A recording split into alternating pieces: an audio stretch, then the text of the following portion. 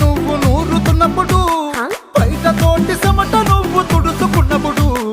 దండాన నీ సొక్కారేస్తున్నప్పుడు నీ ఒంటి వాసనతకు గుర్తొచ్చినప్పుడు రెండు చేతులెత్తి జుట్టు ముడిసినప్పుడు జెండు కత్తుకొని పడుకున్నప్పుడు అలసిపోయి నువ్వు ఆవలించినప్పుడు